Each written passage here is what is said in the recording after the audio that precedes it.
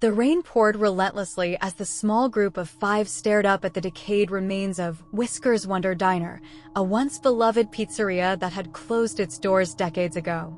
Rusted signs swayed in the wind, the grinning cartoon cat mascot frozen mid-dance above the shattered neon letters. The smell of mildew and forgotten dreams wafted through the air. "Are we really doing this?" Kira asked, her flashlight cutting through the gloom. She was the youngest of the group, her sense of dread poorly masked by nervous laughter. "This is the spot," Sam replied, adjusting his camera gear. As the self-proclaimed leader of the group, he was determined to document the perfect urban exploration video for his growing YouTube channel. "You've heard the stories, right? Missing kids, weird noises, animatronics acting on their own. This place is a goldmine for views." "I think it's a bad idea," muttered Jake, who kept glancing nervously over his shoulder. His skeptical nature often clashed with Sam's bravado, but tonight, his instincts screamed for caution. "Relax," Liz chimed in, a sly grin plastered on her face. She popped a bubble of gum as she slung her backpack over one shoulder. "What's the worst that could happen? It's just some broken-down robots and a creepy backstory." Nate, the quiet tech geek of the group, was already picking the lock on the front door. With a faint click, it swung open, revealing a yawning darkness beyond. "We're in," he whispered. The air inside was thick and stale, the faint scent of grease and something metallic lingering from years past. Flashlights illuminated dusty tables, overturned chairs, and walls plastered with peeling posters advertising birthday parties.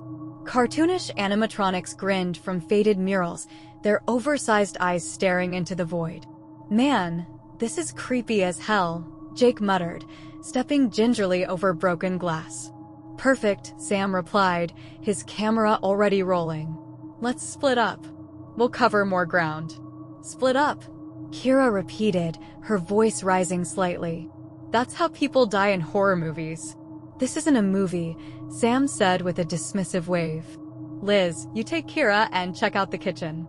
Jake and Nate, go scout the arcade. I'll stay here in the main dining area and get some shots of the stage." Reluctantly, they agreed, their footsteps echoing as they moved deeper into the building. The main dining area was eerily silent. Sam adjusted the lens on his camera, focusing on the stage where four animatronics stood in frozen poses. Whisker the cat, the star of the show, stood front and center, his faded fur patchy and his smile chipped and uneven. To his left was Dottie the dog, holding a chipped tambourine, and to his right were Chipper the chipmunk, with a banjo, and Clive the crow, gripping a battered microphone. "Creepy," Sam whispered to himself, zooming in on Whisker's glassy eyes. The camera feed flickered for a moment. He frowned, tapping it lightly, but the image stabilized. Behind him, a chair tipped over with a loud crash. He spun around, heart pounding, but the room was empty. His flashlight beam danced across the floor, illuminating only scattered debris. "Get it together, Sam," he muttered, turning back to the stage. His camera lens refocused, but Whisker's head was tilted slightly now, his blank eyes meeting Sam's directly. A shiver ran down his spine. "Did it just move?" he whispered. In the kitchen, Kira and Liz navigated the narrow space, their flashlights revealing rusted ovens and splintered countertops. The smell of decay was stronger here, and the floor was sticky underfoot. "So, what do you think they made here?" Liz joked, kicking an overturned pizza tray. "Ghosts, apparently," Kira replied nervously. Her flashlight caught something strange, deep gouges carved into the metal wall of a freezer door. They looked like claw marks. "What the hell did that?" Kira asked, stepping closer. Liz shrugged, unconcerned. "Probably just some vandals messing around." She turned away, but Kira couldn't tear her eyes from the scratches. They looked too precise, too deliberate. "Liz," she said softly, her voice trembling. "I don't think we're alone." Liz turned back, rolling her eyes. "You're paranoid." Before Kira could respond, a faint scraping noise echoed through the kitchen, like metal dragging against tile. Both girls froze. The sound grew louder, closer. "Let's go," Liz whispered, her bravado faltering. Meanwhile, in the arcade, Jake and Nate marveled at the derelict machines lining the walls. Flickering screens displayed corrupted images of once bright games, the cheerful chiptune music warped into eerie static. "Check this out," Nate said, pointing to a claw machine filled with decaying stuffed animals. "Bet you can't win me one," Jake joked, but his voice wavered. As Nate fiddled with the machine's controls, a faint laugh echoed through the arcade. "Did you hear that?" Jake whispered, his hand tightening on the flashlight. "Probably just the wind," Nate replied, though his hands shook as he continued. The laughter grew louder, a high-pitched giggle that sent chills down their spines. Suddenly, one of the arcade machines powered on, the screen glowing with a message in flickering green text. "Stay and play." Nate and Jake stared at it, paralyzed. Then the claw machine beside them sprang to life, the mechanical arm moving on its own, claws snapping violently against the glass. "Run," Nate breathed.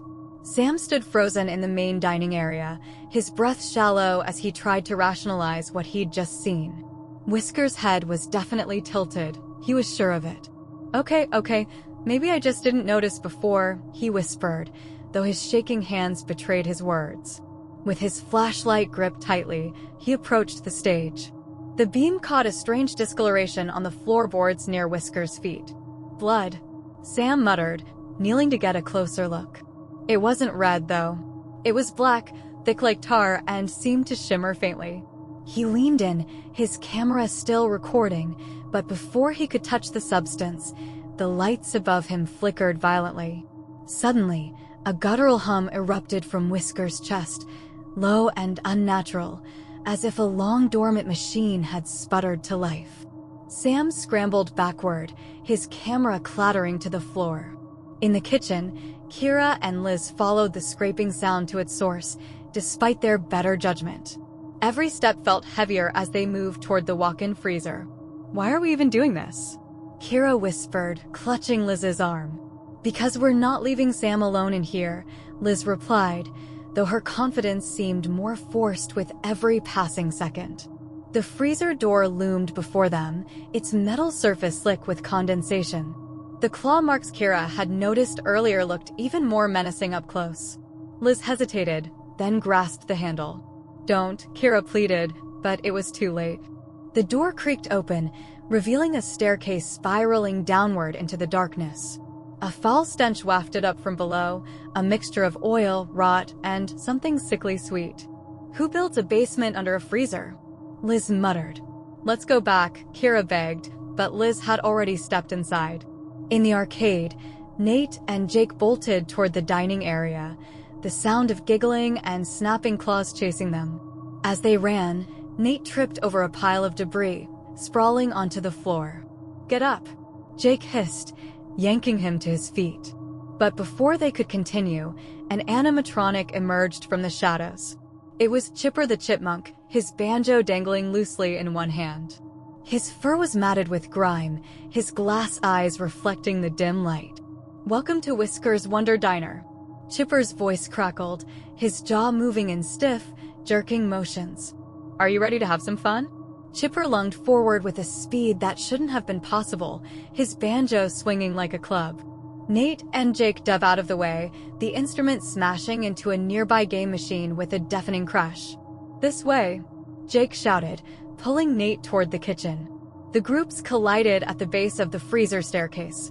Kira and Liz's panicked expressions met Nate and Jake's wide-eyed terror. "What the hell is going on?" Liz demanded. "Animatronics. They're alive," Jake panted. "I told you this was a bad idea," Kira whimpered. "Where's Sam?" Nate asked, his flashlight flickering. "He's still in the dining area," Liz replied. Before anyone could decide what to do, a loud crash echoed above them, followed by a scream. "Sam!" Kira shrieked. They bolted up the stairs, but as they re-entered the dining area, it was empty. Sam's camera lay abandoned on the floor, its lens cracked. Whisker and the other animatronics still stood on the stage, but their heads were now tilted at impossible angles, staring directly at the group. "Where did he go?" Nate whispered, trembling. "Guys," Jake's voice cracked as he pointed toward the back wall. A large panel of the mural depicting Whisker's cartoon face was now ajar, revealing a hidden doorway. Without a word, they moved toward it, fear pulling them forward like a magnet. The hidden door led to a narrow corridor lit by faint red emergency lights. The walls were lined with children's drawings, disturbingly detailed depictions of the animatronics surrounded by black, shadowy figures. "What is this place?" Liz muttered, her bravado finally giving way to unease. At the end of the hall was another door, this one made of reinforced metal with a keypad lock. As they approached, the lock beeped and the door slid open on its own. Inside was a massive chamber, filled with rows of deactivated animatronics. Some were humanoid, others monstrous amalgamations of animals and machines. They hung from chains, their lifeless eyes reflecting the dim glow of industrial lights. But in the center of the room was something unlike the rest. A towering animatronic, at least 10 feet tall, stood motionless on a raised platform. It was a grotesque fusion of all the diner's mascots: Whisker's head, Dottie's arms, Chipper's torso, and Clive's legs, melded together into a nightmarish form.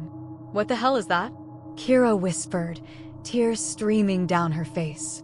Before anyone could answer, the chamber filled with the sound of grinding gears. The colossal animatronic's eyes snapped open, glowing a malevolent red. "Intruders detected," it bellowed, its voice an unholy blend of all 4 mascots. "Engaging termination protocol." The lights flickered, and the animatronic's chains began to snap one by one. The massive animatronic ripped free from its chains with a deafening clang, its mismatched limbs moving in unnerving, jerky motions. Sparks flew as its clawed hands flexed, and the red glow of its eyes bathed the room in a hellish light. "Run!" Jake screamed, his voice cutting through the metallic screech of the machine coming to life. The group bolted toward the corridor, but the animatronic was faster than they could have anticipated. Its clawed hand slammed into the metal wall behind them, sending a cascade of sparks raining down. "Move!" Liz shouted, pulling Kira, who had frozen in fear, back into motion. The sound of grinding gears and heavy footfalls echoed through the passage as the group sprinted back toward the dining area. But the narrow hallway seemed to twist unnaturally, extending farther than it had been moments ago. "Why aren't we back at the kitchen?" Nate shouted, gasping for air. "It's like the place is shifting," Jake yelled. Behind them, the animatronic's voice bellowed, an unholy blend of the mascot's cheery tones distorted into a mechanical growl. "You cannot escape. You belong to US." They stumbled into a fork in the hallway, where 2 paths stretched into the darkness. "Which way?" Kira cried, panic choking her voice. "Left," Nate decided, leading them into another dim corridor. The archive. They burst into a large room lined with metal filing cabinets, the smell of oil and decay even stronger here. In the center of the room was a table covered in documents, blueprints, and photographs. A single bulb hung above it, flickering erratically. "What the hell is this?" Liz muttered, scanning the room. Nate's flashlight landed on the papers. His eyes widened as he picked up a stack of photographs, each one depicting a child's face. Beneath each photo was a name and a date of disappearance. "Oh my God," Nate whispered. These are the missing kids." Kira's hands trembled as she picked up one of the blueprints. It showed the design of the animatronics, but with disturbing modifications. "Look at this," she said, her voice shaking. "These aren't just machines. They're built to house something." "Souls," Jake said, his face pale. He gestured to a diagram of Whisker the cat. A crude note scribbled in red ink on the side read, "Containment successful. Energy stable. Requires periodic replenishment." "Replenishment?" Liz asked, dread creeping into her voice. "They were feeding the machines," Nate said, his voice barely above a whisper. "With people. With kids." A loud metallic screech interrupted their thoughts as the massive animatronic clawed its way into the room, tearing through the wall like it was paper. "There is no escape," it roared, the red glow of its eyes flooding the room. "Go, go!" Jake shouted, shoving the table over to slow the machine's advance. "Into the maze." The group scrambled out of the room, the animatronic's massive form smashing through the debris like it was nothing. Its claws swiped at Liz, narrowly missing her as she dove into another hallway. "This place is a freaking labyrinth," she shouted, her voice echoing off the walls. Kira tripped over a loose tile and fell hard, her flashlight clattering away. "Wait," she cried, tears streaming down her face. Jake doubled back and hoisted her to her feet just as the animatronic's shadow loomed over them. Its claws scraped against the walls, leaving deep gashes in the metal. "It's too fast," Kira screamed. "Keep moving," Jake shouted, dragging her forward. The control room. Nate spotted another door at the end of the corridor and threw his weight against it, forcing it open. "In here," he yelled. The others rushed inside, slamming the door shut behind them.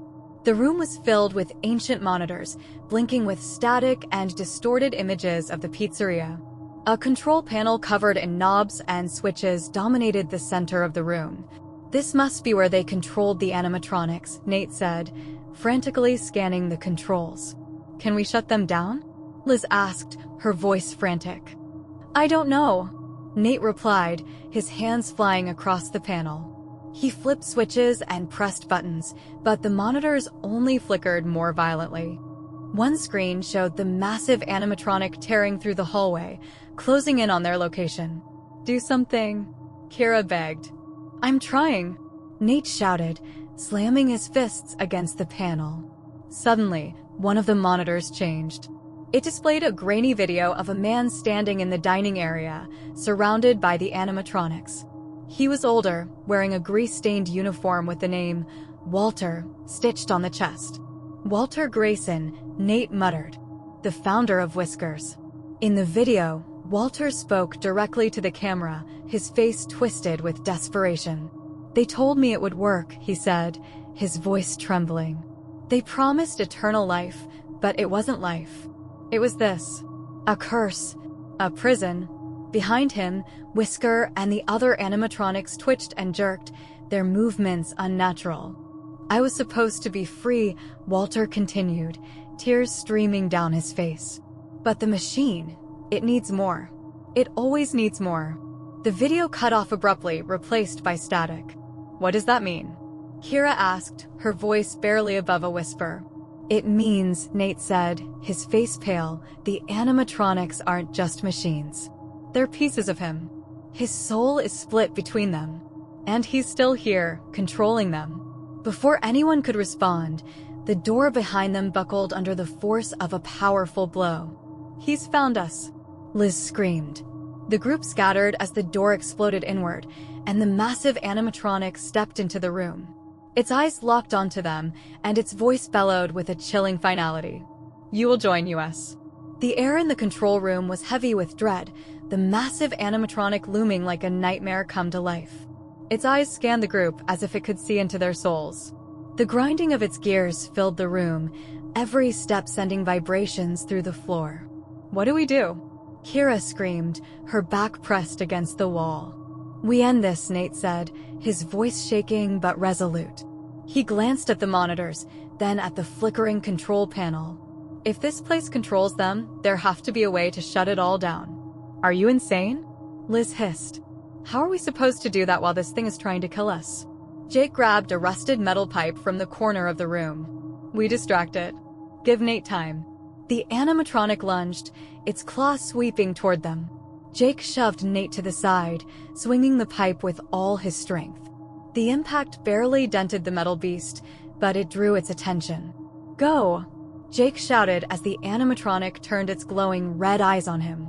Nate scrambled to the control panel, frantically flipping switches and pressing buttons. The monitors flickered, showing distorted images of the pizzeria's layout. One screen displayed the dining area, where the other animatronics stood motionless, their heads twitching erratically. Come on," Nate muttered, his fingers flying over the controls. Behind him, chaos erupted. Jake dodged another swipe from the animatronic's claws, but it was relentless. Liz grabbed a chair and hurled it at the machine, the wooden frame shattering on impact. "Over here, you metal freak," she taunted, trying to draw its attention away from Jake. Nate's eyes widened as he found a file buried in the system labeled Failsafe Protocol. He opened it, revealing a set of instructions. Override all animatronic functions. Core system shutdown required. Warning, irreversible consequences. What does that mean? Kira asked, peering over his shoulder. Nate's voice wavered as he read further. The animatronics, they're tied to this place. If I activate the shutdown, it won't just stop them.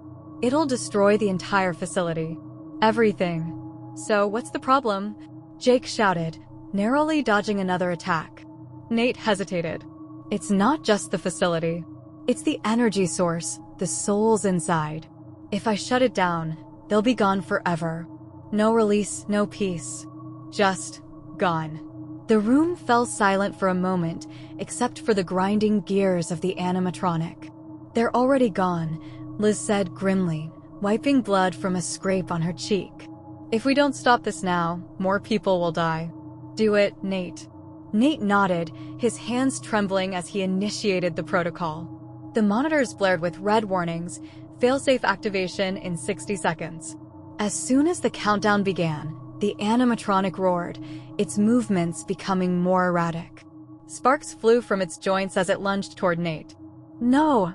Jake screamed, throwing himself in front of Nate. The animatronic's claw slashed across Jake's chest, sending him crashing into the wall. Jake! Kira screamed, rushing to his side. Blood soaked his shirt, but he managed a weak smile. Keep going, Jake rasped. Finish it. The animatronic turned its focus back to Nate, who furiously worked to bypass the final locks on the system. Liz and Kira threw everything they could find at the machine, chairs, pipes, even pieces of the control panel, but it only slowed the beast momentarily. As the countdown hit 10 seconds, the monitors changed. A distorted image of Walter Grayson appeared, his face twisted with desperation. Stop this, he begged, his voice a grotesque mix of static and human anguish. You don't understand. I'm trapped in here. I can fix this. I just need more time. You've had decades. Nate shouted. All you've done is kill. No, Walter cried. I didn't mean for this to happen. The machine, it's controlling me now. Please don't. His voice cut off as the countdown hit 0. The room was bathed in blinding red light as the failsafe activated. A deafening hum filled the air, and the animatronic froze mid-lunge. Its glowing eyes flickered, then dimmed. One by one, the monitors shattered, and the room began to shake violently.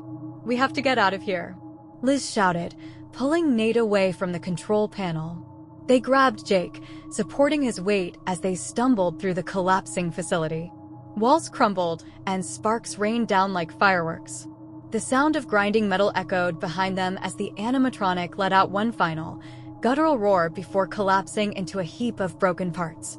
The group burst into the dining area just as the ceiling began to cave in. They ran through the front door, collapsing onto the wet pavement outside as the building imploded behind them. For a moment, there was silence, broken only by the sound of rain and their ragged breaths. Is it over? Kira whispered, tears streaming down her face. Nate looked back at the smoking ruins of the pizzeria. Yeah, he said softly. It's over. Weeks later, the group sat together in a small diner, the events of that night still haunting them. Jake's chest was bandaged, and Kira hadn't spoken much since their escape. Liz fidgeted with her coffee cup, her usual bravado replaced by a quiet intensity. What if it's not really over? Kira finally asked, her voice barely audible. It is, Nate said, though he didn't sound entirely convinced.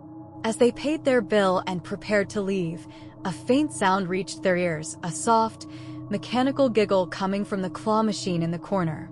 They froze, their blood turning to ice. Let's go, Liz said sharply, her eyes never leaving the machine.